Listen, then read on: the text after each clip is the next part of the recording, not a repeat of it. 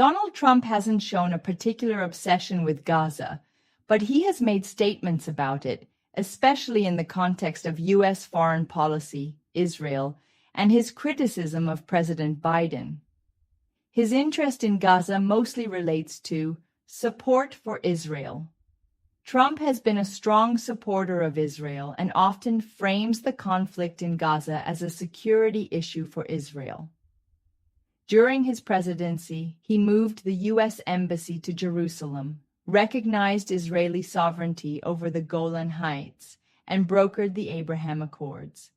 His comments on Gaza usually align with this pro-Israel stance. Criticism of Biden. Since the war in Gaza escalated after Hamas's October 7 attack on Israel, Trump has used it as a way to attack Biden, claiming the conflict wouldn't have happened under his administration. He argues that Biden's foreign policy is weak and that his approach to Iran indirectly funded Hamas. Domestic political strategy. Trump may be using Gaza as a talking point to appeal to conservative voters, evangelical Christians who strongly support Israel, and donors who prioritize U.S.-Israel relations. He likely sees it as a way to contrast his foreign policy with Biden's. Tough on terrorism image.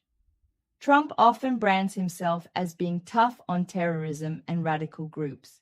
He has repeatedly called Hamas a terrorist organization and criticized any calls for ceasefire that don't involve Hamas's destruction.